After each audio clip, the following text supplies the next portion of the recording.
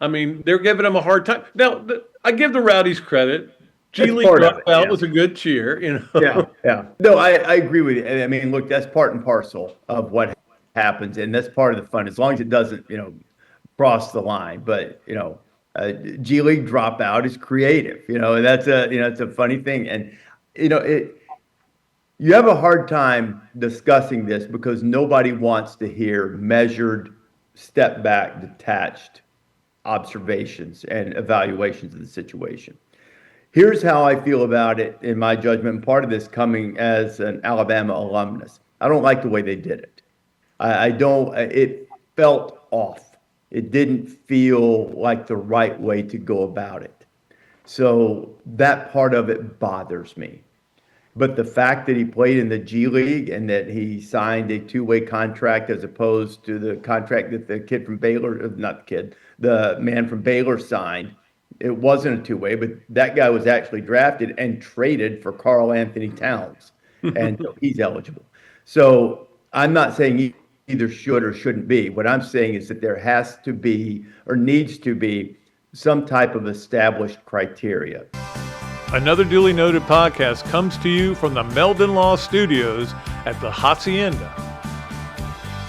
Okay, and welcome into another duly noted podcast presented by Titan MRI and Imaging and coming to you from the Meldon Law Gator Studios. Got a full show today. Rece Davis is going to join us because Coach Spurrier is actually out watching Scotty coach, so he's not in today, but we'll have him next Monday. And then also Robbie Andrew will join us today on For Yes, No, Where, maybe brought to you by Big Mills Cheesesteaks. On Thursday, Riddell Anthony is scheduled to join us, so that'll be a lot of fun. And then Coach Spurrier back on Monday. You can hear my voice, I'm a little under the weather, sinus infection. I've had it really for 4 days. It hadn't been fun, but it has been fun to sit around and watch a lot of basketball, I will say that, and other things. I've watched a lot of things. And it is also a lot of fun to bring in our new sponsor for the starting five, and it is Money Metals. MoneyMetals.com is the place to go to find your best deals on low premium bullion sales. Mike and Stefan Gleason are the owners. They started it, and they are Gators, and so they love the podcast and they love being part of the podcast, and we love having them on here. And we'll tell you more about them as we go along. But we have a commercial we're going to run, but I'm also going to tell you about them as well. But Money Metals Exchange, it's moneymetals.com is the and this is how good the business is going. They said, hey, look, don't give the number out yet because we're not sure. We're so busy taking phone calls. We'll just put give them the website address. So there you go. So let's get to our starting five, and it's a good one to start on, which was Florida basketball on Saturday. Number one story in town today. Everybody's walking with a little step, even if it's freezing outside. Everybody's kind of going, hey, yeah, I'm a Gator basketball fan. Did you know that? Yeah. Because obviously, think about what happened last week against Auburn. Was that last week or 2 weeks ago? Whatever. Yeah, last week. And you wondered about a Sunday game too. But man, they just played at a different level. They played like a Final Four team. Now, doesn't mean they're a Final Four team. You know how hard it is. I was talking to somebody about it today. About somebody said, "Hey, look, I said somebody. It was a guy at the convenience store. I just want to make sure I'm not just saying somebody." Was saying, hey, look, this looks like a team that can repeat. I'm like, calm down. Calm down. They played really good for one game. They still didn't make their threes. They still missed a bunch of free throws. But I got to a point on Monday. Today is Monday. I was writing up for my I do the back nine for patreon.com/duly noted. And while I was doing it, I was thinking about this. You just have to accept they're not going to make a lot of threes, okay? They're going to take them, and they're not going to make them.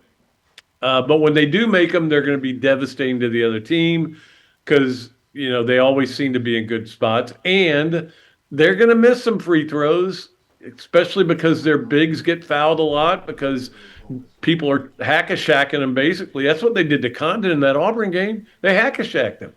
And you're not going to get a lot of, you're going to take a lot of free throws. And if your bigs are shooting most of your free throws, that's going to be a problem. They need to get better. The guards need to shoot better at free throws too. We'll see. But the bottom line is, this is what this team is now. Now you can sit here and go, this is what this team is. They play well in big games, and they found ways to win on the road and to blow teams out at times. And they won. I at one point, it is a weird dynamic in our house. I will say this. I watch the games in my room with the sound off. I don't like to listen to Jimmy Dykes or whoever, Joe Tessitore. Sound off, door shut, and my wife watches in the living room. Because I'm writing down things and everything, and I want to make it a kind of a press box feel, And she just burst in the room at one point. She goes, "Are you watching this?" And I'm like, "Yes, it was awesome." And certainly, this Florida team's got a lot of positive things going on. Think about this. This was a stat that I had to think about. Well, I didn't have to think about it, but I had to look it up. I had to get my calculator out. Actually, I did the math. They outscored Florida from the three-point line 42-9 in the game. 42-9. If I had told you that before the game, what would you have said? That's too bad. And then the second question would say, what did Bediako do in the game? Well, he didn't do much. He had 7 rebounds, though, but he had 6 points, fouled out of the game, wasn't a factor. We all loved the students. Like my suggestion for a chant was, what's your major? I was trying to think of 4 syllables. And then I got thinking about it. That's really not fair to him. But again, you're supposed to be cruel when you're a student and you're trying to intimidate a guy. And I think they did, believe me. But G League dropout was a great chant. And credit to you, students. You one up me. Mine was nothing compared to yours. G League dropout. And I do want to say this too again, I'm going to say that probably Bediako shouldn't have been put in those kind of situations, but it was his choice, and he made that choice to come back. Where this goes from here, and we'll talk to Rece Davis about it a little bit later, but where this goes from here, I don't know. With the NCAA not really having any power.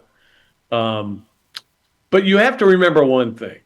If a guy turns pro and isn't good enough to really be a pro, maybe he's not that good in college either. I mean, look, Bediako's going to help them, but it's not like they got Kareem, the other kid at Baylor, Najee, I don't even notice him when I watch Baylor play because I'm kind of half watching them. They're terrible too, by the way, and they're still terrible. Anyway, it is what it is. I'm not worried about anybody else, any other teams. I do say that, Gator fans gloated, and if you, I saw something on Twitter, and I can't remember who did the thing, but it was the 20 most obnoxious fan bases in sports, and Florida wasn't on it, and I'm like, Gator fans are like, what? Come on, man. We're obnoxious. That shows you how far football has fallen when people don't consider Gator fans obnoxious because they haven't had a whole lot to crow about.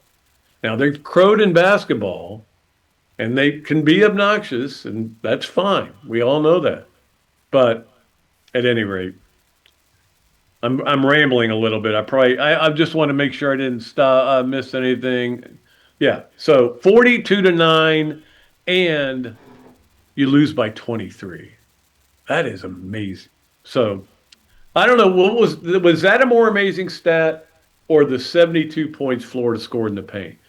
And I know they're trying to find the last team to do that, and it was at least 20 years ago. I think that's as far back as they've gone so far. I think it might have been the Wilt Chamberlain game where he scored 100.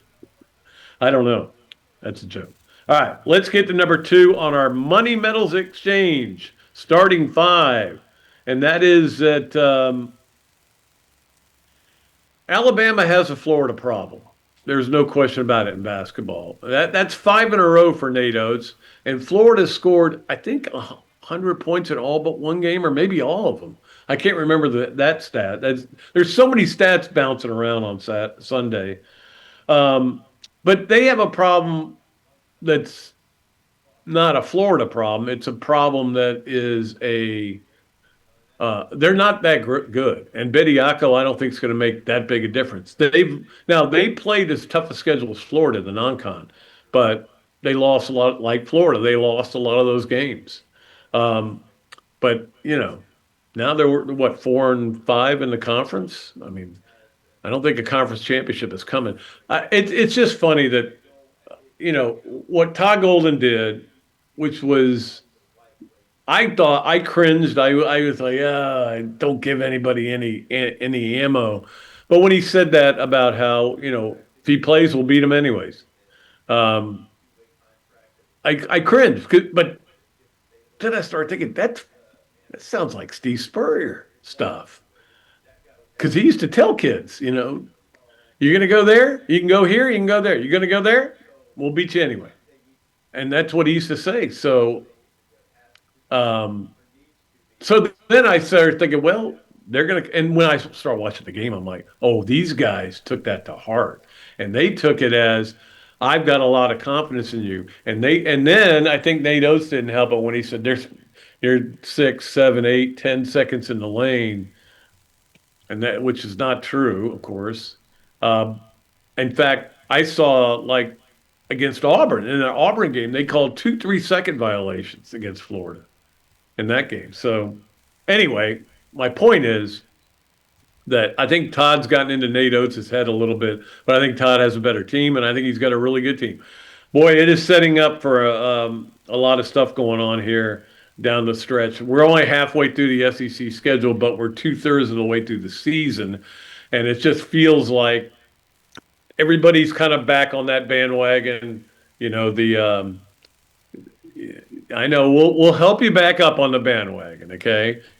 Um, the Auburn game took a lot of the life out of the Gator fans. They were like, "Oh man," but they were in full voice on Sunday. So good job by the Gators. Good job by Todd Golden, and Carlin Hartman got a lot of credit for that from Todd. And I have said that last year people were talking about how he may get a head coaching job, and that would be a big loss for Florida. And I was like, God, I hope he doesn't. He's doing such a great job with the big men. And he has a scout on Alabama. He knows Alabama. He scouted them every game they played, and they're won the last 5. And his big men destroyed they dominated the game. You don't think he got in there? He knows how to motivate those guys. You don't think he got in their ears and goes, I don't know, Bediako, is a pro, man. You guys are college players. I don't know if you're going to be able to handle them. Kind of the Charlie Strong theory of motivation, which I'll never forget this. He told me the story. I'm running really late, but I'll be quick on the other two seconds. But he told me the story at the pregame meal there at the Orange Bowl, getting ready to play for the national championship against Oklahoma. And he's walking around and he goes, Tebow, you better score a lot of points tonight. We can't stop them. They're too good. Have you seen their stats? And he go to another offensive player. He goes, Percy, have you seen their stats? You're going to have to score in the 50s for us to have a chance to win. Just ticking off the defensive guys who are sitting right there. Guess what? They gave up 14-1. So anyway, there we go. Let's get to number 3 on our Money Metals Exchange. Starting 5, and that is the SEC games, which I watched tons of. One of them was on the Plus, which was surprising to me. But certainly we're setting up for a great game next Saturday. Florida and Texas A&M, which will be for first place. We know that. But they won again, and they won at Georgia. I saw my friend Tony had a great post about, yeah, you're in the Mike White era now, Georgia, where you win some crappy non-conference games, you feel good about yourself, then you get to conference play and you can't you're up and down, you don't know what's going to happen. But that's everybody in this league has a little bit of that in them, and some of them have a lot. Kentucky has a lot of that in them. In fact, the way they went into Fayetteville, that to me was the second most impressive win of the day or the weekend. They went to Fayetteville and won that game, and Arkansas came back on them, and you thought, oh, here, and they found a way to win. So I got to give them a lot of credit. Mark Pope's doing a heck of a job there. Um, Everyone in the SEC, other than Florida and um, and Texas A&M, has three losses in the conference right now. But here's the net. I just wanted to run these through real quick. Florida's number 12 in the net right now. Vanderbilt 13. Tennessee 21, Alabama 22, Arkansas 23. So there's five teams you know are getting in no matter what. Kentucky 28, they're going to get in. Auburn 29. So there is what, seven, one, two, three, four, five, six, seven, eight teams that are among the top 30 in the country in net. You know who's not? Texas A&M, which is leading the conference. They're 35th. So but they're going to get to play a lot of those kind of games going forward, and the conference is going to be a lot of fun to watch. It really is. It's going to be a lot of fun. I think we may already know that Buckyball is going to win the Coach of the Year unless they collapse, but I don't think they will. They're a good team, and they have done well in the portal, and they've done well. They had a $7 million portal budget. So, all right, let's get to number 4 on our Money Metals Exchange starting 5. Brought to you by our good friends at moneymetals.com. And that is, I want to give a good plug to the gymnastics team. That was a very impressive performance. I don't know who was better on that court, gymnastics or basketball. It was pretty close. But that 198.05 that they scored, second highest score in the nation this year. And I've been kind of waiting for this to happen, but you know how SEC or gymnastics goes. You don't start off with your best routines. You don't start off with your best scores. It's a gradual process, and you want to be at peak performance and healthy is the main thing when you get to that point. But that was very impressive. And it was really cool that my niece Paige and her daughter Ella appreciate Mary Howard for taking care of them. And they did what I now call the Gainesville tour, which is you got to go to the Santa Fe Zoo, especially if you have youngins. And then you've got to go to the Spurs. They did that, and they went to the mall too. I don't know that I would put the mall in there, but it's close. And then went to the Swamp restaurant, which is part of the Gainesville tour as well. And then went to obviously the gymnastics meet. Had a great time there. So that was on Friday night. And by the way, I talked about this in my column, and pay attention to this. Next weekend is going to be an unbelievable weekend, and I know I get ahead of myself sometimes, but I'm already looking forward to that weekend because you have Florida Kentucky basketball, Florida Oklahoma gymnastics. Oklahoma's number 1 in the country. You have baseball season starting without Sully, but for 3 games, but still baseball season. You have a softball tournament. Their in-house tournament is going to be that weekend. And the Gator Invitational is taking place, which is the golf event. They only have one golf event in Gainesville every year, and it's always fun to go out there and watch these guys play. They're a very good team. And, boy, that's going to be wild and crazy. All right, let us move along to our number 5 on our Money Metals Exchange starting 5, and that is our Steve and Christine Wendy present our Olympic Gator of the weekend. Steve and Christine from Boss Heart Realty present this every Monday. We appreciate them as being a sponsor they've been a sponsor for a long time, and I appreciate it. Our Olympic athlete of the weekend, Gator of the weekend, is Sky Blakely. Sky Blakely, if you remember last year, was limited. I think she only did one event because she had torn her Achilles. These young ladies, what they go through, the knees and the Achilles and what's called the beam bites, where you hit the beam, and so you end up with a welt on your leg, and you end up with a calcium deposit. It's amazing what they do. I have so much admiration for them. She was limited last year, but this year not. So she had her best scores as a Gator on all three events: the floor, the bars, and the beam. 9975, 995, and 995. Can you give her a 10? Come on, man. We haven't had I don't think there's been a 10 all year for Florida, but I'd give her a 10. I think she's worth of a 10.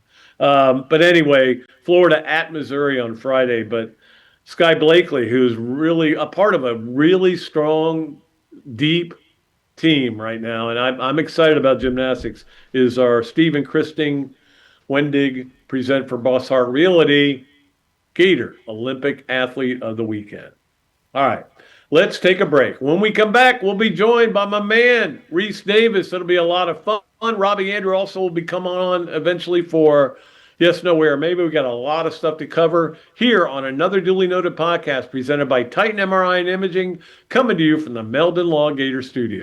Give me 60 seconds and I'll show you why you should be buying silver and how to get started. Recent price spikes in groceries, healthcare, gasoline, steel, and lumber tell the story of inflation, as do raging bull markets in equities and housing. As the reality of all this inflation sinks in, investors will be acting quickly to diversify and protect themselves, their families, and their assets. That's why we're offering our Silver Starter Kit to help you get started in holding tangible wealth. This mix of our most recommended forms of silver includes 9 silver coins, totaling 4 troy ounces of fine silver. These pure silver coins have a low bid-ask spread, the difference between the price you pay to buy and the price you receive to sell.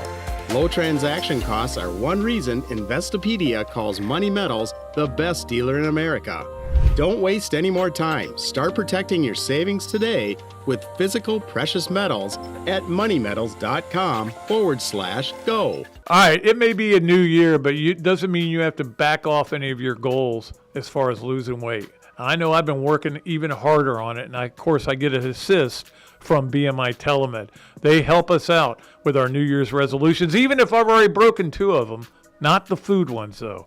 Weight loss is your goal. Get with BMI TeleMed. They use GLP-1 medications, and they are individualized. And that's the great thing. I've been through this, and Charlie, just talking to him, it was so great to make him understand, and he understood what I was doing.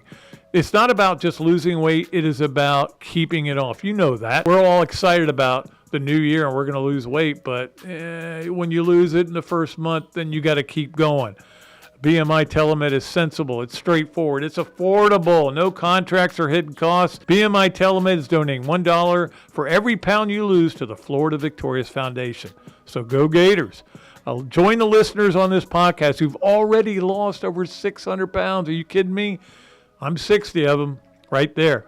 All right, contact BMI TeleMed today at 727-383-1677. Adams Rib Company has been a staple of Gainesville for more than a decade and a staple of the Dooley house ever since Kelsey's teeth came in. The first time I walked into Adams, I told my daughter that the green beans are always a test of a great barbecue restaurant, and they were perfect. You know about the ribs that melt in your mouth, and my favorite, the turkey plate. But be sure to go in on Fridays for Nana's Fish Nuggets. They will melt in your mouth. Adams Rib Co., a Gainesville great. Okay, welcome back to another duly noted podcast presented by Titan MRI and Imaging, coming to you from the Meldon Law Gator Studios. It's a great pleasure, as it always is, every time we are able to have him on. We try to limit it because he's such a celebrity. You know that. He's big time, and that is the great Rece Davis. In fact, Rece, I hate to say this, and I hate to say it, but when I told my wife that, yeah, I got Rece Davis on tomorrow, she goes, oh, I love Rece Davis. And I'm like, I'm right here in the room. You know? I thought she was going to say, who's that? No, she is big into Gameday and big into everything that you guys do, and it's been interesting. I'm curious, have you guys announced where you're going Saturday yet? For this week, yeah, we're going to Carolina Duke. Okay. So that's kind of a staple, and I know sometimes people balk a little bit at that because I think without fail, now this is the 22nd year that we've done the show, except for those years when they used to play one of the games midweek. I think we've been to every one, and people say, why do you always go? And, if I might borrow a phrase from my longtime friend and partner, Jay Billis, it always delivers. It is almost without fail the highest rated game that we have. And there's something significant, even people who don't have an allegiance to that game or to either side, that they're interested in that game. So it'll be great theater, and I'm looking forward. Always fun to go to that, no matter what the circumstances. And Duke's great, and Carolina's really good this year, so it should be fun. It's funny because I'm an SEC guy, and I'm hoping I was thinking you may go to A&M and go to College Station because Florida A&M could be for first place in the SEC, and then it's Duke Carolina, and I'm like, oh, I'm going to watch that. Yeah, exactly. I'm not gonna not watch that. I mean, I'm all in on that game, so that'll be fun to watch. And hey, maybe we can get you down here for Florida, Kentucky in a couple of weeks. I think there are a couple of we haven't, we don't do our schedule in advance the way we used to in basketball. The last few years, it is somewhat more similar to the football decisions. But I would say that there are two games on the docket in the coming weeks in Gainesville that would be very attractive and have a really good chance of us getting a chance to go see the reigning champs. So I hope that happens. I think it probably will at some point. It's kind of funny. Early in the season, when everybody was referring to them as defending national champs, I kept going, "Stop saying that! Stop saying it! This is different. It's a different team." Now, when when they're playing good, I go, "Yeah, defending champs." Yeah, that's I've always tried to change it. It's a distinction without a difference because every team's different and every season's different, and the court stipulates to all of that. But I remember something that Coach K said years ago after they had won that for whatever reason sort of stuck with me, that we're not defending anything. We're pursuing another championship. And so I've sort of opted, except when I might slip up, I've opted for reigning champs, even though I know that's not really accurate either because, Walter Clayton Jr. is not there anymore. So I get that part of it. But I guess for the program, the program's reigning champions and so forth. But, arguing over semantics, that's what we do from time to time, I guess. So. Absolutely, yeah. And hey, look, people are going to storm courts if you're the reigning champ, or if you're a 6-loss team like UCF did on Saturday. Which I guess they're just going to storm anytime they beat anybody that's ranked, but that's fine. Hey, look, whatever. I'm over the trying to be an old man yelling at the clouds about court stormings. It's kind of funny. Seth Greenberg kind of labels things as legit court stormings or not legit, and I think he gave that one legit as we watched it. I mean, UCF's a pretty good team. It was a really good win for them. As I understand the dangers of that. And the emotions that are going to be running high. And there needs to be a way to make sure that the visiting team who lost gets off the floor and that they aren't, accosted by, knuckleheads trying to stick phones in their faces and pointing at them and all the stuff that ordinarily probably wouldn't, set somebody off. But in that particular moment after an emotional loss should be able to get those people off the court. But the celebration aspect of it, of the fans running out, particularly the students, to celebrate with the players it's cool. It's a cool visual for television. And if somehow you could just hold them back long enough to get the opposing team off the court, then run out there and jump around and take some videos and post to TikTok and have a good time and nobody gets hurt. But they do need to get the opposing team off the floor because what happens too often, whether it's fans who've been overserved or fans who are just obnoxious, they want to go try to rub it in to somebody, and they didn't have anything to do with it other than yelling at them. And that's good that they yelled at them for a while. But you shouldn't go up and start, pointing at people and trying to stick cameras in their face and going, you lost, and probably for more colorful ways to say that. So get the opposing team off the floor, and then everybody run out there and have a good time. I'm good with it. And like everything else, we have no guardrails for anything because, one place says we're going to fine you a lot. Another place says we'll fine you a little. Another conference says, we don't need to fine you anything. I don't know where college sports is going to end up, Rece, But we are in a weird place right now, and I'm not just talking basketball. I'm talking football. I'm talking every sport. Between the portal and all the other stuff we're dealing with stuff like the Bediako thing, I felt bad for that kid Sunday. I mean, they're giving him a hard time. Now, I give the Rowdies credit. G That's League part of it, dropout yeah. was a good cheer, you know. Yeah, yeah. No, I agree with you. I mean, look, that's part and parcel of what happens, and that's part of the fun, as long as it doesn't, cross the line. But, G League dropout is creative, and it's a funny thing. And,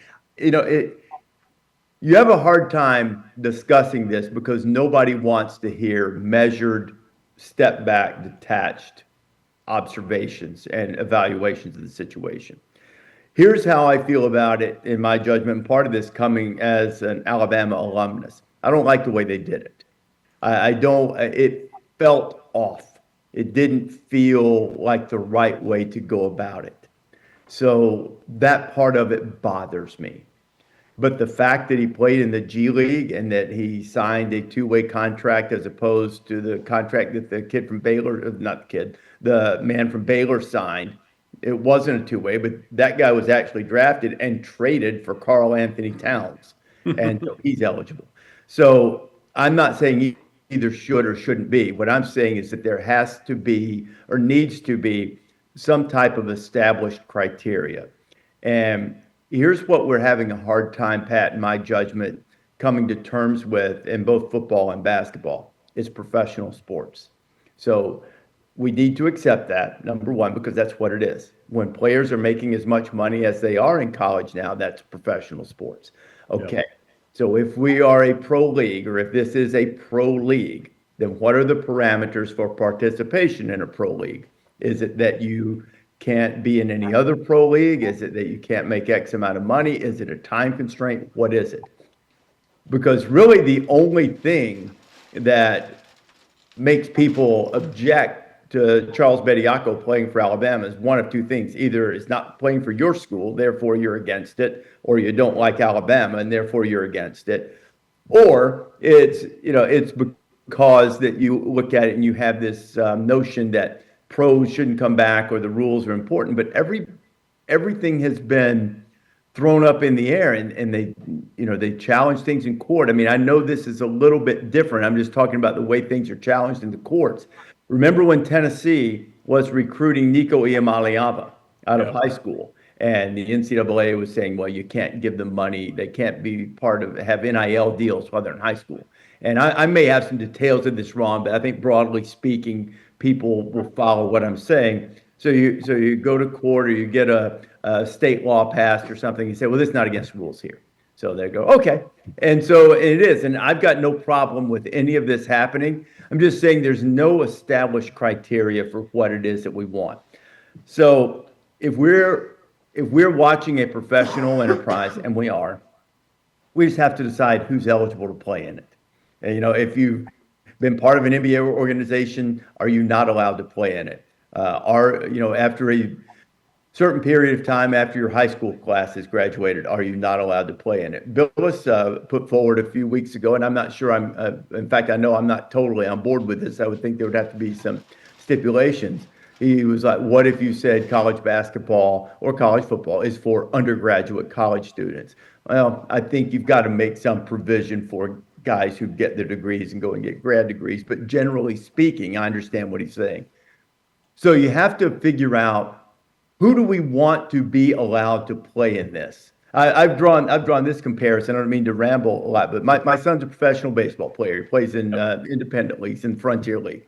It is not at all uncommon that he comes across a guy with big league service time. Sometimes with guys who've had significant big league service time, who are, for whatever reason, playing in the independent leagues again at this point in their career.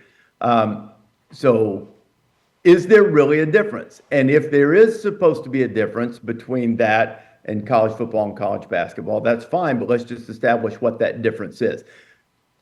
But to this specific case, bringing guys out of the G League mid-season is not a formula for success, in my judgment, because it invites scrutiny and problems and perception of, impropriety that makes it feel not the way it's supposed to be. I think a lot of fans, other than opposing fans, aren't terribly bothered by it, and they're not bothered by the portal in football, for instance, as much as we think, because it's fantasy football. We need a receiver, we got a receiver. We need a running back, we got a running back. Our quarterback graduated, we needed a quarterback, we went out and got Darian Mensah.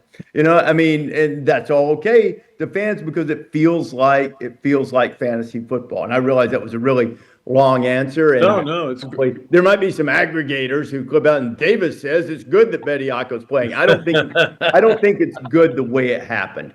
I'm saying from a broad, big picture, 30,000-foot view, this is what we're talking about when we say we need to establish what it's supposed to look like. Who's eligible to play? Here are the rules. Probably going to have to be collectively bargained. And I understand. I know what people are going to say. The rule is in there. It is, but it just got challenged in court. How do we keep every rule we don't like from being challenged in court? That's what right. I'm saying. That's the big thing, is let's establish something that people have agreed to that is best for the enterprise. No one is really considering right now, in my judgment, what is best for the enterprise. And the thing that helps is that the product continues to be so entertaining, both in basketball and certainly in football, that it sort of glosses over a lot of these issues that, in my judgment, long-term, really need to be taken care of. Yeah, and I do think that there are some issues that you and I care about and we talk about and everything on podcasts and radio shows and everything. But the average fan has got a 9-to-5 job and doesn't really care about them. And they're just coming. Attendance was up. Certainly, Florida's had this long run of sellouts, 18 or 19 in a row with bad teams. Mm-hmm. We saw how great the numbers were for TV. They were way up. Now I know they changed the way the Nielsen does it, but still they were up. But at the same time, I sit there as somebody who I consider myself, and I think you are as the same way, somebody who really cares about sports. And we just wonder if the NCAA will ever get its false teeth in, because it's gumming its food right now. And I remember when Enos Kanter at Kentucky went to Kentucky and they held him up and then finally declared him ineligible. And I'm like, well, thank God. But at the same time, was that fair to him? Probably not.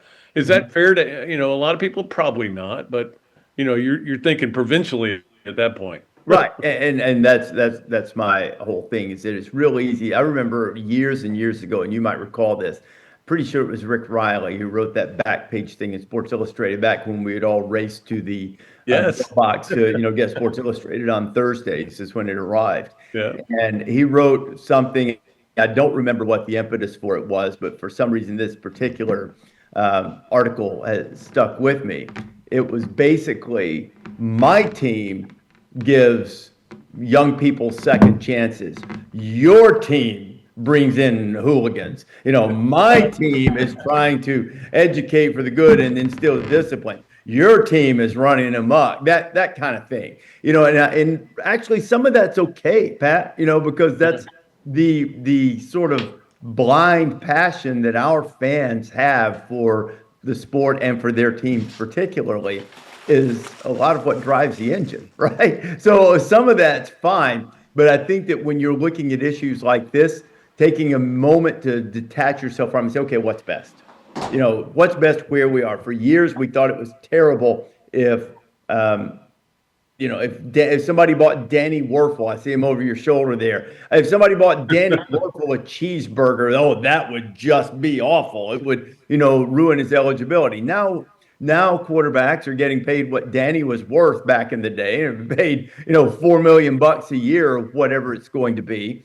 And so we have to adjust to how things have changed. And I actually don't mind the money. The money makes it a more honest enterprise. I mean, look, money was getting, level players have always been getting money, and now at least just everybody accepts it and understands it, and they don't act. There's not all this faux outrage over somebody, getting a few bucks. Well, let's talk a little ball, and I do want to talk about Florida basketball, because I think when you look at what Todd Golden's done and to try to repeat even though, I don't really like talking about repeating, but to do what they've been able to do and just totally refocus going from a backcourt dominated team to a front court dominated team and not miss a beat has been pretty impressive. Well, I think they'll go as far as their backcourt carries them because they do need those guys to put Right. the front court in position. And boy, did they do it yesterday against Alabama. I mean, that was as dominant a front court performance, whether it was layups and dunks or block shots. They took care of the basketball in the backcourt and front court too. Front court guys can turn the ball over. I think everything they did looked like a team capable of beating anybody. And so, I think it's going to be a great tournament. I think what Todd's done to be able to build on that, to keep some key pieces on that team and then build around them and then have those guys grow their games a little bit has been a really impressive thing. I mean, they are really, really dangerous. And because it took a little while to get going out of the gate, I think people maybe aren't looking at them the same way they look at Michigan and UConn right now in Arizona, certainly. But come March, you'd be unwise not to look at the Gators in that realm, in my judgment. And you saw John Summerall at the game getting excited, and that's the excitement he's trying to bring to Gainesville. Obviously, we haven't had a lot of excitement around here in football, but I think look. I don't know what he'll do. He might do really well. I thought Billy Napier actually would be a good coach. In retrospect, that was probably a dumb decision on their part. But the bottom line is, we don't know what a coach is going to do until he gets into the job and starts applying himself and seeing where it goes. It's such a, I mean, it's cliched to say this, but it's an inexact science. I like you, thought Billy Napier was a smart hire. Didn't work. I mean, there were some good moments for sure, but it didn't work out. I think John's a terrific hire. I really do. I've been very high on him. He came up through the ranks quickly and had big time SEC head coach written all over him from the earliest days as a head coach. So, I think this was a great move for Florida. I think if they're able to get everything, as everybody likes to say, aligned, so they can, get the money going where they need it to go and the players and generate a little momentum. But you need momentum. And what I mean by that is you need success early because people get soured. Well, this is not working, real fast. And obviously Signetti is probably damaged that for a lot of people. But totally. As great as he is, and he's a brilliant guy. And as terrific as his coordinators are, Bryant Haynes and Mike Shanahan are tremendous young coaches, and they are. You can't do what they did without, and this, I don't mean this to be luck, and they caught lightning in a bottle a little bit. And when I say that, I don't mean they were lucky. I mean, they had everything just right then, and they took advantage of it. Yeah. And, a lot of that was because they had proven players coming with them that could help them instill how they wanted to do things. And because they turned it so quickly, now maybe people will be semi-reasonable and say, well, Signetti, 2 playoffs in 2 years, a national championship in the second year. I understand that was great. But surely we can get in the playoff by the second year. Surely we can, be in the title game by year 3 or 4 at least, And that's a hard thing to do. When Nick stepped down, Georgia fans, I mean, Kirby's wise enough to know this, but Georgia fans thought, well, we're just going to win them all every year from this point forward. And it's hard. I mean, things have to go your way. You have to stay healthy. You have to play to your capabilities. You have to deal with all of the things that can distract a team and keep them from performing at their best. It's a difficult thing to do.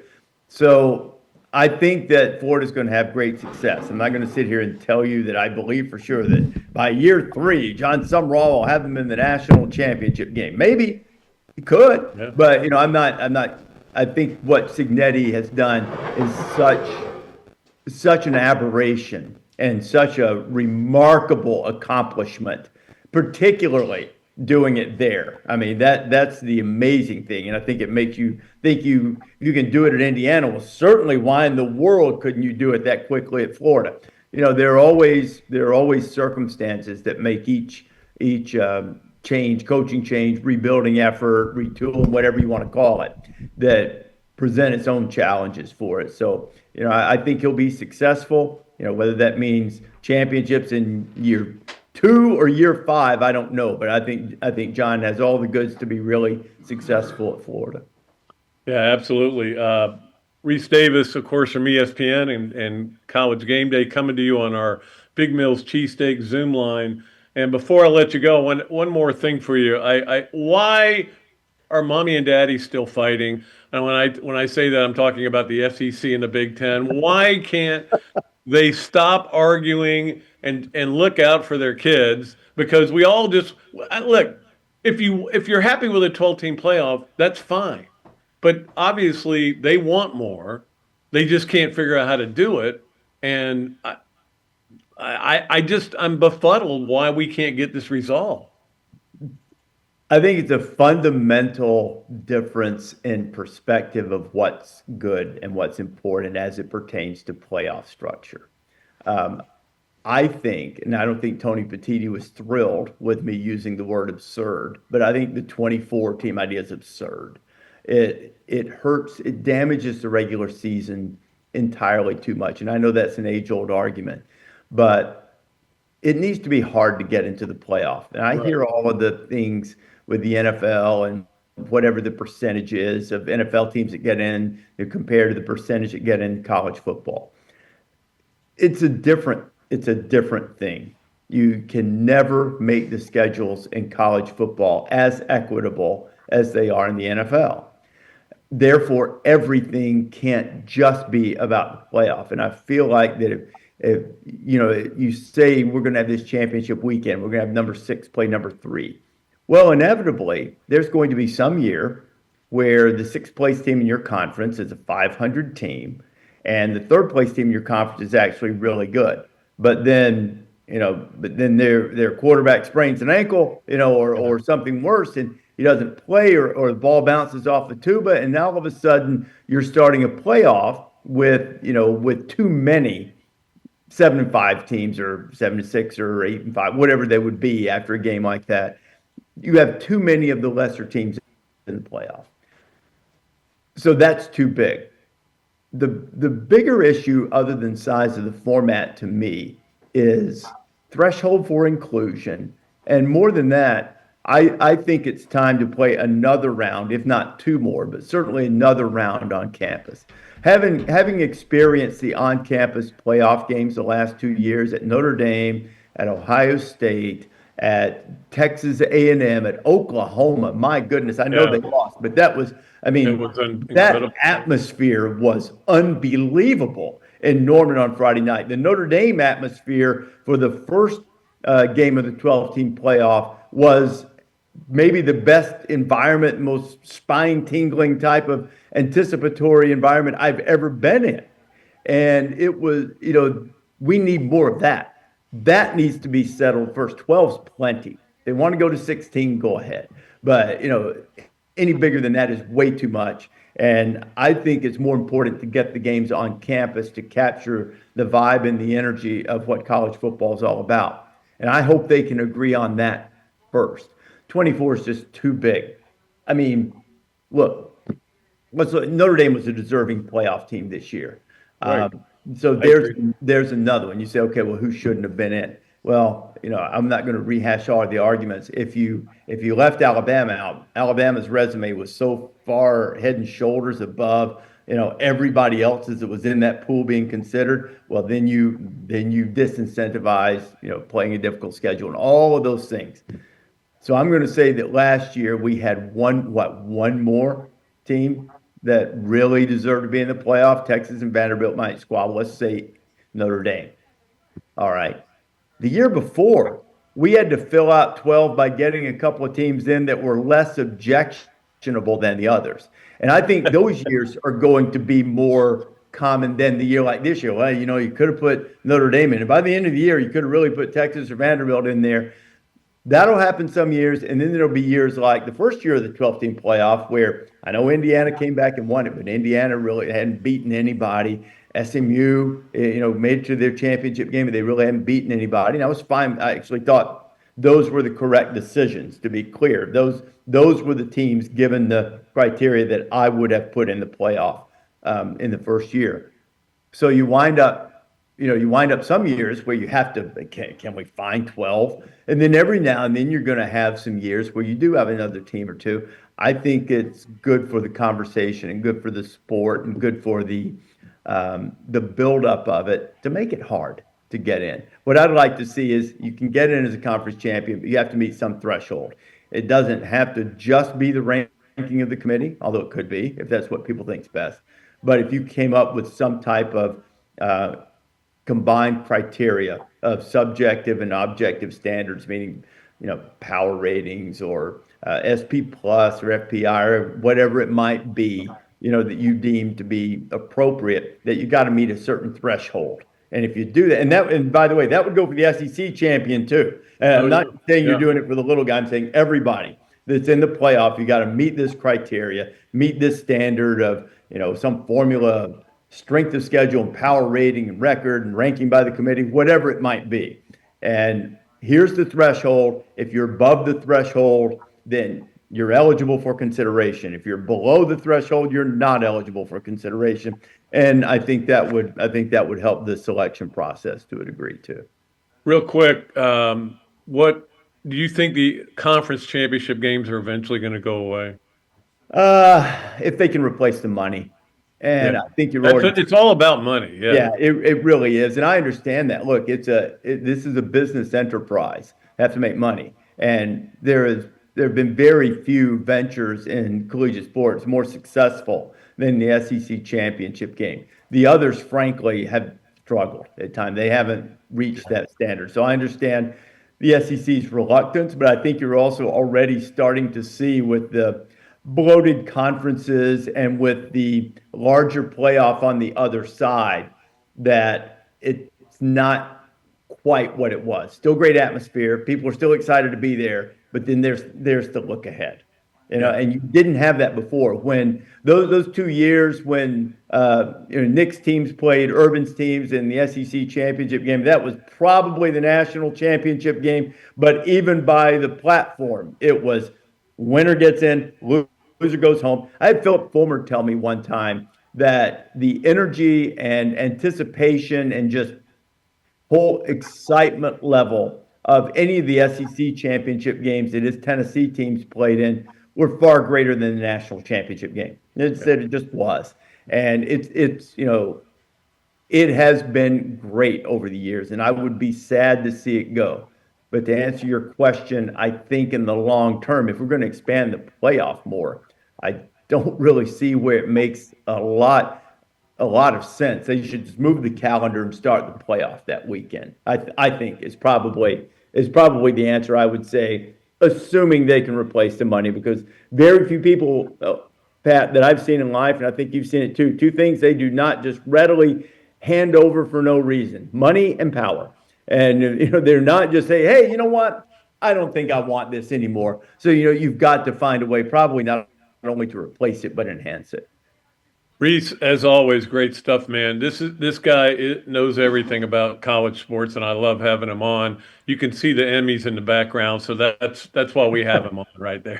Team awards, all team awards there, Pat. But I always appreciate when you come on, and hey, hopefully we get you down here to Gainesville, and I promise it'll be warmer than it is right now.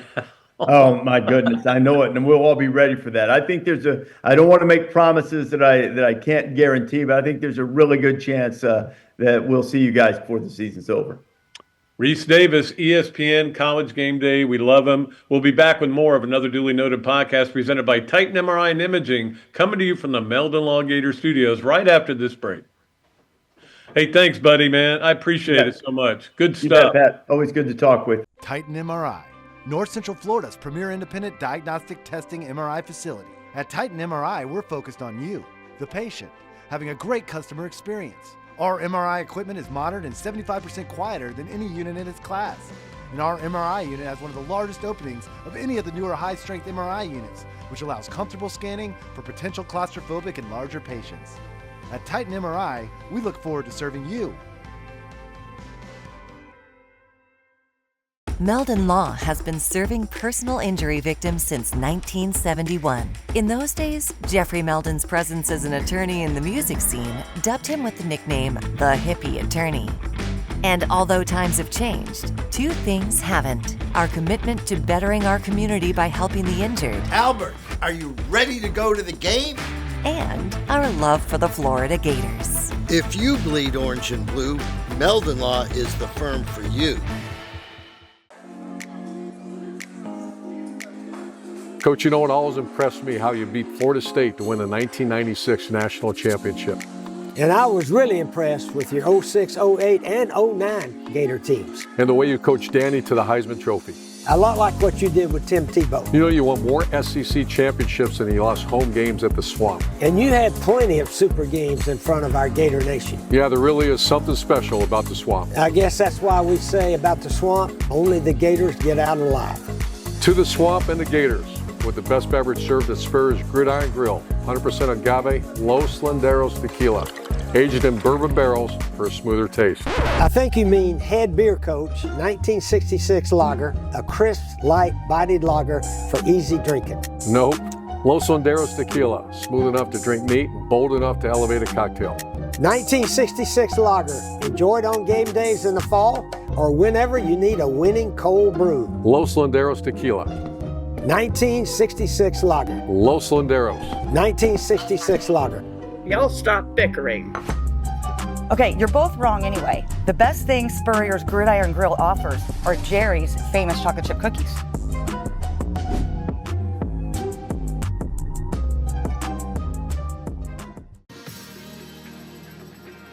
Okay, and welcome back to another duly noted podcast presented by Titan MRI and Imaging, coming to you from the Meldon Law Gator Studios. It is great, as always, on a Monday, a Meldon Monday, to bring on our friend Robbie Andrew to do Yes, No, Where, Maybe. Robbie, how are you today? Good, thanks. How was your weekend? It was good. It was good, except that I was sick the whole weekend, but the Gators made feel a lot better on Sunday. Yeah, that was a great win for them and a great performance. That was really encouraging.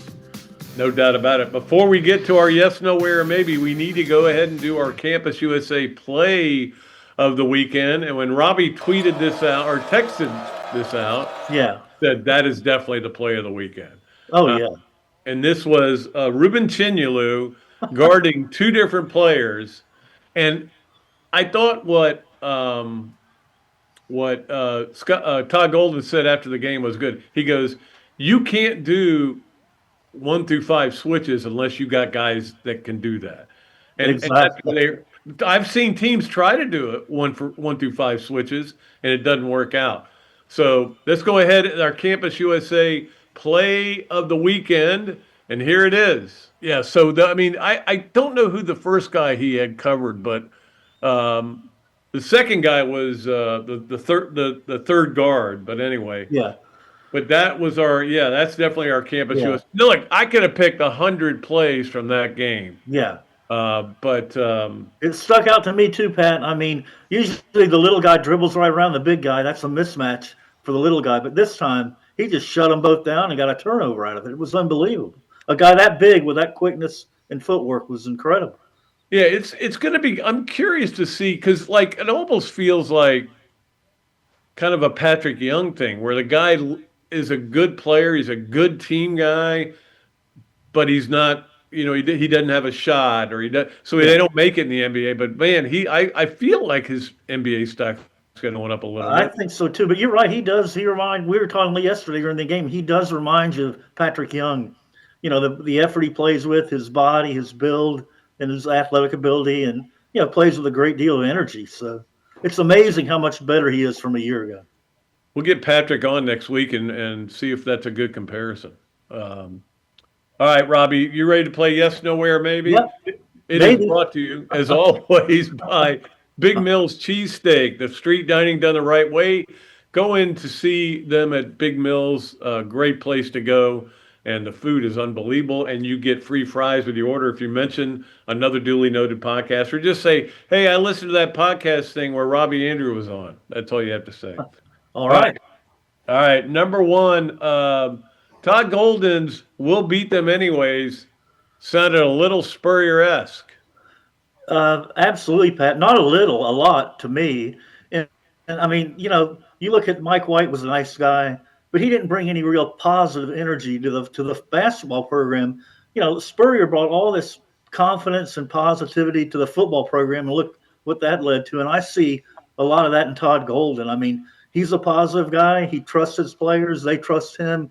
And he tells them Spurrier used to say we're better than these guys, and I think that's kind of the way this guy does it too. And the encouraging thing to me was that the guy sitting right next to him on the bench reminds me a lot of that too, and that's John Summerall. And I think if those two guys, if Summerall is a lot like Golden, I think Florida football is in great hands too.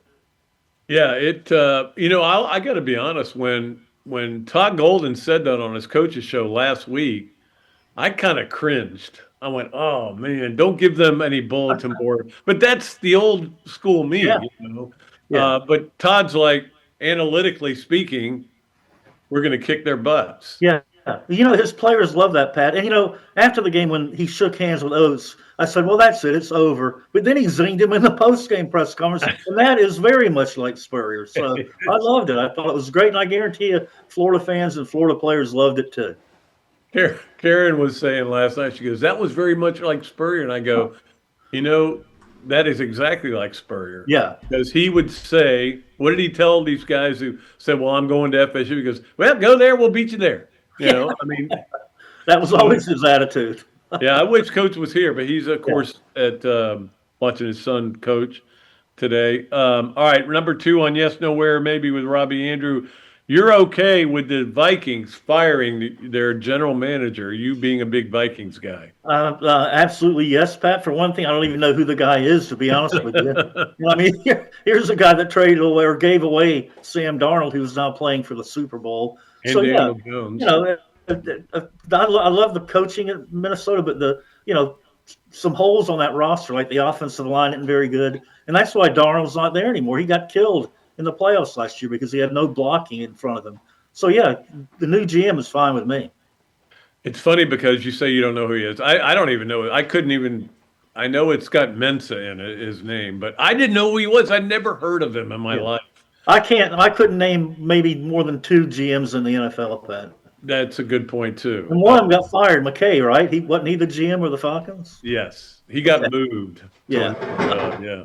But, I mean, letting Sam Darnold go is certainly the thing that's going to stay. But they said that he used to, again, after a guy gets fired, all the negative stories come out. Yeah, that's true. But they were saying he used to go by PFF, and that would be what he'd use to evaluate players. That's not what that could be a tool, but it shouldn't be. That shouldn't be what you base. You're supposed to evaluate. Yeah. But he's a big analytic guy, and I knew you'd be fine with that. That's where everybody's at now, analytics, apparently. So. Exactly. Although I will say this. Analytics are fine as a guide, but you've got to have a feel for the game you're in at that point in time. Absolutely. Just like stupid Sean Payton should have kicked that field goal. Yeah, he should have. You got to know what the game situation is. Yeah, you got to have a coach with feel. A lot of it's feel on what you do in a game. So, and that you got to have that. You can't just go by the analytics and expect it's all going to turn out right. Absolutely. All right, Robbie. Finally, number three on Yes, Nowhere, maybe brought to you by Big Mills Cheesesteak. This weekend made you happy to be living in Florida.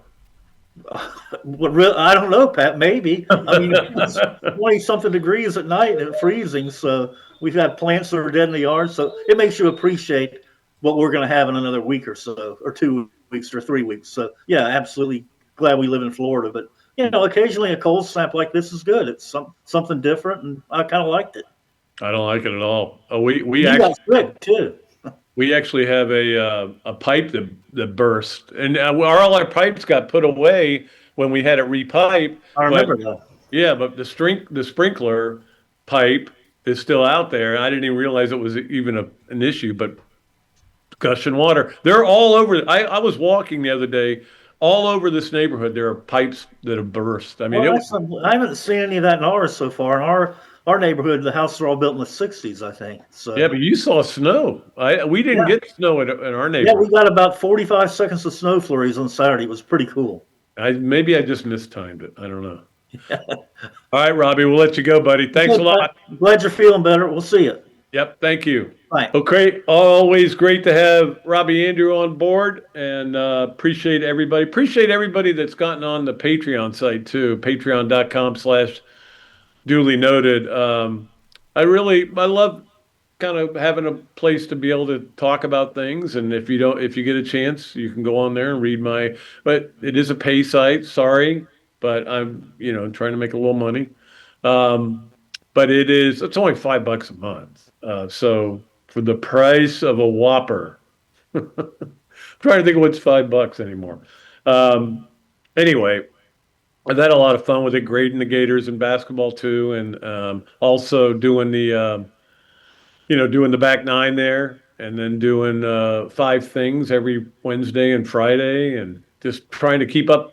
I want to keep writing. I love writing. I still love writing. If I get to a point I don't, you know what I'll do? I'll stop doing it, and then I'll be done.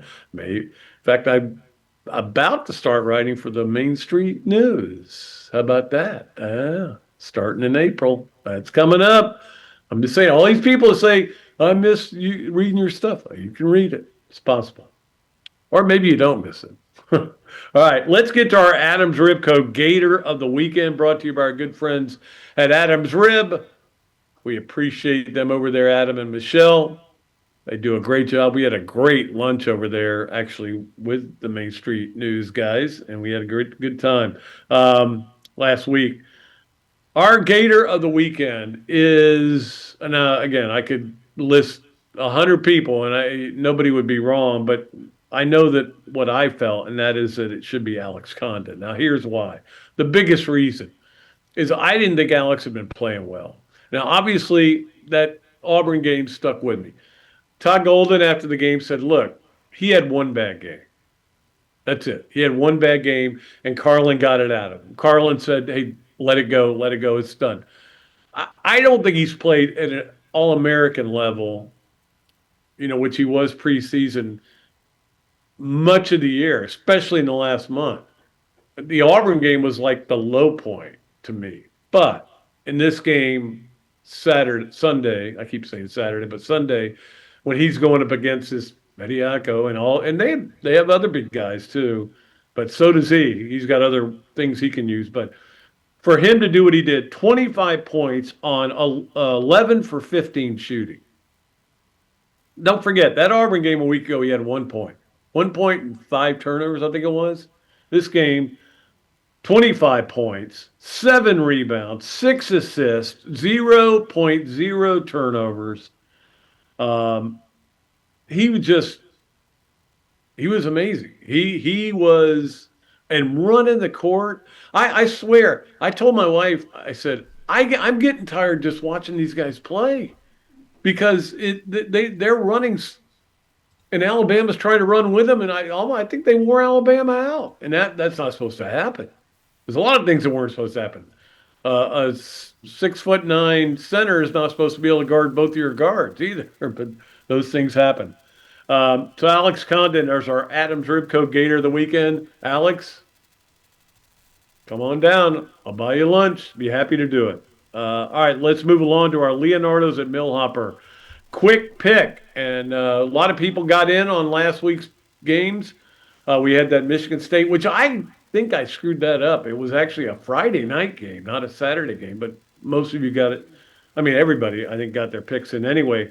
So we're going to give you a Wednesday game today, which is a really good game. I'm looking forward to it. Texas A&M at Alabama. No spreads don't come out till that day. So we're just going to give you the game. A&M and Alabama. And I don't know who I would pick in that game, to be honest with you. So it makes it a good game, because A&M the way they handled Georgia on the road, they're a good team. I mean, they're 7-1 for a reason. And Alabama's going to have they play better at home. They're going to have a little more fire in their step. But at the same time, we saw a team that I was not impressed with at all. Now, again, I saw them at their worst. I will say that. When I watched Missouri, I thought that's a pretty good team. I didn't see them at their worst when they got blown up by Illinois. They got some guys healthy, and they were at their best against Florida. Probably the best game they played all year. And that's what being national champs does. When you're national champs, doesn't matter who you got coming back. It's still, that's who you're playing. You're playing the defending national champs. Again, I would like to lecture the University of Florida athletes in every sport about not what it means to be a Gator, what it means to the other team to be a Gator. But I'm getting way off on a tangent here. We'll do that some other time. All right. Let us move along from our Leonardo's and Millhopper quick pick, thanks to Kyle there, to our BMI TeleMed Overachiever of the Week. And we had a lot of options here.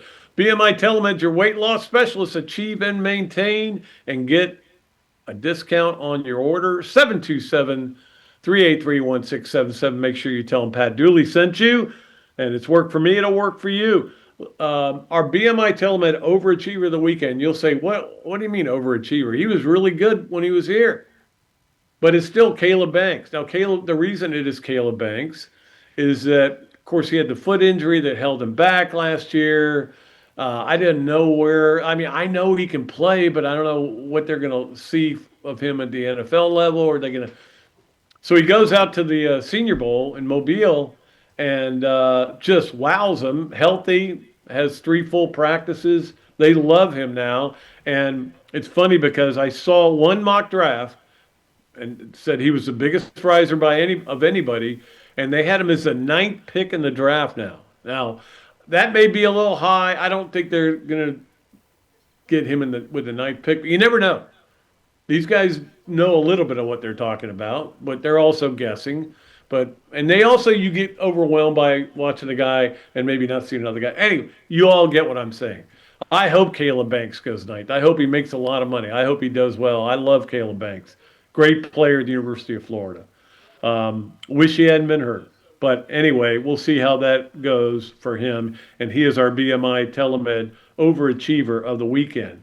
It is time for us to get to our Hesser and Kipke 3 things. Years of combined legal experience in North and Central Florida, Hesser and Kipke is your place for bankruptcy, workers' compensation, and family law. Call or text Ken and Jennifer at 352-339-9920 Hesser. Okay, number 1 on our Hesser and Kipke 3 things is Justin Rose and what he was able to do. He made another golf tournament like Scheffler and then Rose. Is this one's going to be all year? I don't want to watch guys winning by 7 all the time, but he was unbelievable. I watched a little bit of it, but it never got interesting, and there was not a Gator up there for me to root for.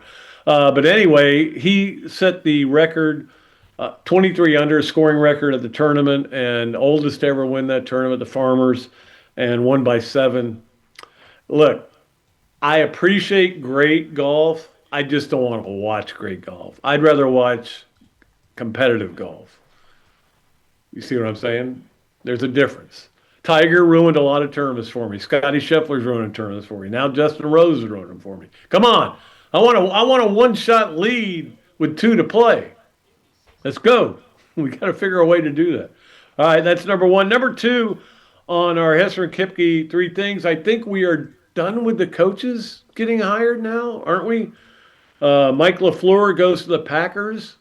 Interesting. I'm curious to see how that works out. And Clint Kubiak, once the Super Bowl's over, will be the Raiders head coach. That's interesting as well. Bring in a guy who knows offense to team with a guy who is going to be your first pick, is going to be a quarterback, Fernando Mendoza. That's going to be interesting. But there's nothing. The move of Harbaugh was the one that you kind of go, wow, that's kind of interesting. But it was more that he got fired, not that where he got hired. You knew he was going to get hired somewhere. Most of the other ones kind of left me feeling flat, just like, I don't know. It's, the bottom line is, and I wrote this in my Back 9 column on Patreon, the reason there's a Rooney Rule is to give African-American coaches a chance to interview. And what you'll find out, and we found out here, is everybody says, boy, he's unbelievable. He gives great interview. And you get jobs based on your personality sometimes. It takes a track record. You have to have won games, but then your personality has to come through in that meeting. It's got to be unbelievable. And those people have to want to work with you. And that's why there's a Rooney Rule, is to give people that opportunity. It's still, I don't know that it's a level playing field when you think that no black coaches have been hired during this cycle, and I don't think any black coordinator, but Bieniemy is the only one going back to the Chiefs. And I think there's 21 new coordinators, something. But anyway, it's like if they would pulling guys from college, maybe that would make it more interesting for me. But at the end of the day, I just tell me who's where, and we'll figure it all out. All right, number 3 on our Hesser and Kipke 3 things, and that is that LeBron made the All-Star team. Breaking news. Well, he made it for the 22nd straight time. And as a reserve, though, of course, didn't play in last year's because he was injured. But look, if you're the coaches, you're going to still vote. And he probably still is one of the best players in the world. I think he is. I mean, you watch him play, he's still putting up numbers. It'd be nice to let other guys in there, but at the same time, you also want to sell seats. Don't forget, it's being played in the Clippers arena, and the Clippers don't have any players on the team. They didn't have an all-star. So, I know it's a weird format they're using, the 3 teams, and they play all each other, and I can't think I'm going to watch it, but it may be something that gets me interested. We'll see. But anyway, that is the news out of the All-Star game. Let us move along to our Learner Law Club Team of the Weekend, and that Club Team of the Weekend is brought to you by our good friends at Learner Law. That is the place to go when you want to close on a house and get all your details done. Learner Law is the place. All right, our Club Team of the Weekend, and I didn't know this. And I found this out on my own. I was reading something and I found it. Florida, University of Florida, women's flag football team has been invited to play in the Fiesta Bowl. How about that? No, well, it's a Fiesta Bowl function. It's not the Fiesta Bowl. But they're going to go out there and play. And I think USC and Georgia, Arizona maybe. Anyway, they're bringing out the best teams to play in the flag football. And, of course, we're heading up to the Olympics, so I think flag football's in for the Olympics, right, this year for one time maybe. I don't know if it'll last. We'll see what happens. But certainly good news for the Gators to have been invited to that in April is when it is, and we'll keep an eye on that. They are our Club Team of the Week, brought to you by our friends at Learner Law. We move along to our Gallo Car Wash Sponge. We appreciate Gallo Car Wash so much. Let's get to our sponge of the weekend, and that would be a guy I haven't mentioned today that was a big story over the weekend, and that's Carlos Alcaraz. Now, the funny thing about Carlos Alcaraz is that the first time, I remember where I was. The first time I saw a crawl with his name on it, I thought Carlos Alcaraz, something had happened to him, and I was worried. And then I realized, no, it's what? And I had to get up near the TV because of my bad eyesight. And I said, no, it's Alcaraz. And it's very small. Alcaraz. And he won a tennis tournament. Okay, all right. Carlos is okay. That's good. Well, I had no idea how good this guy was and how good he would become. And now he won the Grand Slam, personal Grand Slam, Carlos Alcaraz, by winning the Australian Open. I watched about 3 strokes of the ball. Again, when Ben Shelton's in it, I'm watching, but other than that, I'm not into tennis the way I used to be. I've talked about this before, but Alcaraz to sponge up that, man, soak up another Grand Slam championship, and now he's won all 4 of the majors. That's an achievement, no matter what the sport is, no matter whether I'm watching or not. It's still very important, and I salute him. Salute. All right, that is our Gallo Car Wash Sponge of the weekend. Let's get to our Mark Gaida Presents the 12. Mark Gaida from Pepin Realty. We always appreciate Mark Gaida, and I came up with a really good 12 today. And Pepine Realty, I'm sure would approve of this. All right. The 12 is this. So I'm reading this story today about the 6 new coaches in the SEC and who has the easiest and toughest schedule. So I'm like, oh, I can make something out of this. Let me read it. It's on CBS Sports, and I read it, and I go, yeah, I pretty much agree with it. And then I started thinking about it, and I said, you know what? I'm going to make this one of the 12. The 12 is going to be the toughest schedule in the SEC for a new coach. And that belongs to, of course, it is Arkansas, not Florida. What happened? Florida was the 5th or the 4th toughest. Yeah, because it's a little, I've said this all along, it's a more manageable schedule this year. It doesn't mean it's easy. Doesn't mean Florida's going to win every game. Just means it's a more manageable schedule. But this is Arkansas' schedule, and I'll run through it, and that'll be the 12 here. I agree with the assessment that it's the hardest. Now you open with North Alabama. Okay, that's just, you have to open with somebody. Then you go to Utah. We know how hard that is. I know they've got a new coach in Morgan Scalley, but that's still not good when you got to go out to Utah when you're a new coach. That's a new experience. Then you come home and play Georgia. All right, Tulsa's the number 4 game. Number 5, you go to A&M. That's another playoff team. 6, you get to play Tennessee at home. Tennessee, I think. I don't know how good Tennessee's going to be this year. They're kind of, there's a lot of X factor teams in this conference, but Tennessee is traditionally a really good team. We know that since Heupel got there. Then you get to go on number 7 is at Vanderbilt. Now, Vanderbilt, I don't know how, that's another one of those teams I'm not sure how they're going to be. And then they come on 8 is Missouri at home. And Missouri might be really good again this year. I don't know. But these are good. These are teams that have the potential of being really good. Then you go to Auburn. Then you get South Carolina at home. Maybe and South Carolina, a lot of people think it's going to be awesome this year. They're going to be great. People thought they were going to be great last year. Then you finish up at Texas and LSU at home. So yes, those are 12 games I would not want to play. But that kind of sounds like Florida's schedule. It's not exactly, but how tough it was last year. You know who has the easiest schedule? Shockingly, LSU. Now, one of those reasons is LSU doesn't play LSU, and I would always make that comment about people would say that Georgia's schedule was easy, and I would say, well, Georgia doesn't have to play Georgia, and Alabama's schedule's easy. Alabama doesn't play Alabama. Anyway, that is Mark Guy that presents the 12. Okay, let us move along to our Los Landeros Tequila. Smooth move of the weekend. Go beyond with Los Landeros Tequila. The tequila I drink and the tequila that Urban Meyer drinks. You know that. You've seen the commercials. Yes, so our Los Landeros smooth move of the weekend is John Sumrall. And John Sumrall, not only was he at the game, not only did he get a lot of TV time sitting next to Hugh Hathcock and his wife, Hugh Hathcock's wife. I saw her there too.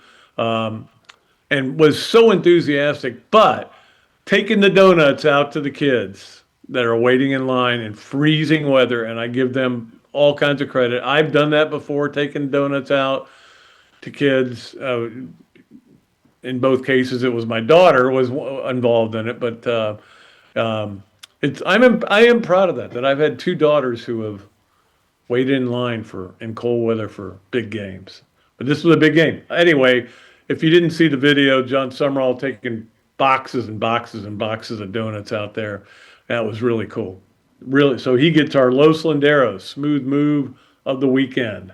All right, let us wrap it up with our Swamp games of the week. And we appreciate the Swamp Restaurant, which is, like I said, where Paige and Ella went. They had a great time there. They love it there. And appreciate my man Ryan for taking care of that and getting that taken care of. That would be taking care of it. All right, let's get to our games of the weekend. There's not a lot this week. I got to be honest with you. There is a TGL today at 5 o'clock if you want to watch that. I probably will watch a little bit of it, the golf league. But Tuesday, when I list the Pro Bowl, you know that I'm desperate for items. But the Pro Bowl is on ESPN at 8 o'clock. If you want to watch it, you want to watch Shador Sanders and Joe Flacco. It's amazing. The Browns had two quarterbacks in the Pro Bowl. What was their record again? Anyway, so you got that. But there are other things to watch on Tuesday night. Ole Miss at Tennessee, 7 o'clock on ESPN2. Does that do a lot for you? Probably not. And I know South Carolina at Texas at 7 on the SEC network. Now, will I have both games on? Yeah, I'm a SEC-aholic. I will admit that. So I'll watch those games. And then Wednesday night you have Texas A&M and Alabama. I mentioned that game before. That's at 7 on the SEC network on Wednesday. That's the best game of the week. And again, the Gators are off. There's a couple other teams that are off as well this week to give them a little bit of a break. And then I think some teams will take next week off as well. But anyway, that's about it for this week. Now, this weekend, it's going to get crazy and wild. We'll give you all the games that are be coming up then. All right. Also the waste management is this week, and I put that as like my 6th favorite tournament probably. I go 4 majors, players, and then waste management would be 6. And that starts Thursday on the Golf Channel. So, and I'll watch even some of the build up to it. It'll be fun.